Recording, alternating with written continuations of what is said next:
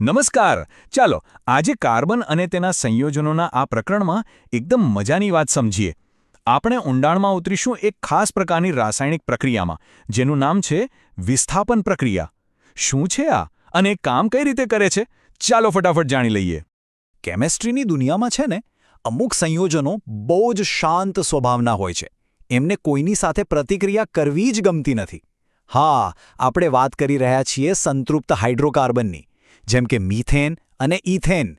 આ સંયોજનો એટલા સ્થિર અને બિનપ્રતિક્રિયાત્મક હોય છે કે જાણે એ પોતાની જ દુનિયામાં ખુશ છે. તો પછી સવાલ એ થાય કે જો આ સંયોજનો આટલા ખુશ અને સ્થિર છે, તો પછી એમની પાસેથી કોઈ રસપ્રદ પ્રતિક્રિયા કરાવવી કઈ રીતે? એમને કામ પર લગાડવા કેવી રીતે? પણ જો આપણે એમને થોડો ધક્કો મારીએ, જેમ કે સૂર્યપ્રકાશની હાજરીમાં, તો એક નાનકડો જાદુ થાય છે. સાચું કહું તો આ સૂર્યપ્રકાશ જ એ ચાવી છે જે આ સ્થિર સંયોજનોની અંદર છુપાયેલી પ્રતિક્રિયા કરવાની શક્તિને બહાર કાઢે છે.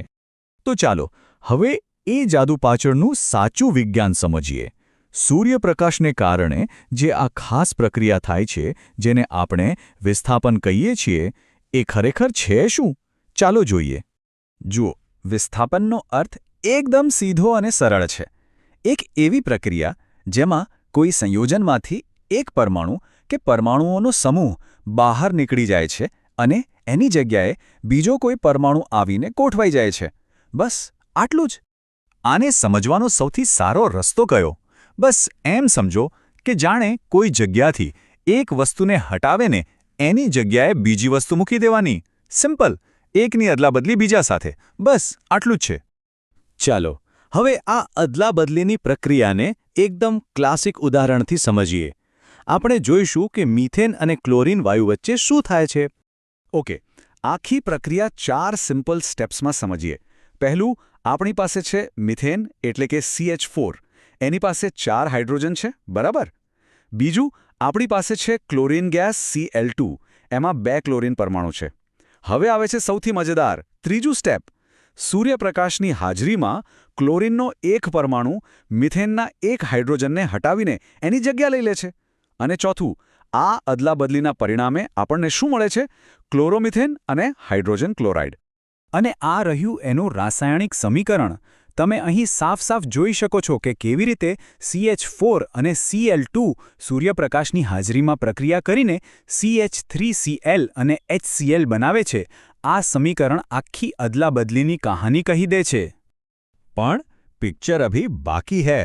આ વાર્તા અહીં પૂરી નથી થતી. આ પ્રક્રિયા એકવાર થઈને અટકી નથી જતી. હકીકતમાં આ તો એક સાંકળ પ્રતિક્રિયા છે જે વારંવાર થઈ શકે છે. આપણે જોયું કે પહેલાં તો ક્લોરોમિથેન બને છે, પણ જો હજુ પણ વધારે ક્લોરીન હાજર હોય તો પ્રક્રિયા આગળ વધે છે. હવે ક્લોરોમિથેન સાથે ફરી પ્રક્રિયા થાય છે. વધુ એક હાઇડ્રોજન પરમાણુનું વિસ્થાપન થાય છે અને આ વખતે આપણને મળે છે ડાયક્લોરોમિથેન. અને આ સિલસિલો ચાલુ જ રહે છે. એના પછી ત્રીજો હાઇડ્રોજન પણ બદલાય છે અને આપણને મળે છે ક્લોરોફોર્મ. આ નામ તો તમે સાંભળ્યું જ હશે. અને છેલ્લે, જો પૂરતો ક્લોરીન હોય તો મિથેનનો છેલ્લો હાઇડ્રોજન પણ બદલાઈ જાય છે અને બને છે કાર્બન ટેટ્રાક્લોરાઇડ. વિચાર કરો, એક જ પ્રક્રિયાથી આપણને 4 જુદા જુદા ઉત્પાદનો મળી શકે છે. તો હવે તમે વિચારશો કે આપણે આ બધું શા માટે ભણી રહ્યા છીએ?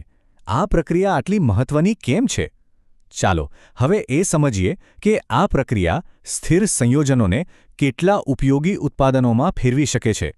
જુઓ, આ પ્રક્રિયા ખૂબ જ કામની છે.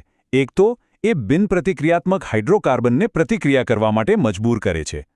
બીજું, આનાથી રસાયણશાસ્ત્રીઓ જાતજાતના નવા કાર્બનિક સંયોજનો બનાવી શકે છે. ત્રીજું, એ હાઇડ્રોકાર્બનમાં ક્લોરીન જેવા ક્રિયાશીલ સમૂહો ઉમેરવાનો મોકો આપે છે. અને સૌથી અગત્યનું, આપણા રોજબરોજના જીવનમાં વપરાતી ઘણી વસ્તુઓ બનાવવાનો પાયો આ જ પ્રક્રિયા છે. તો આખી વાતનું સાર શું છે?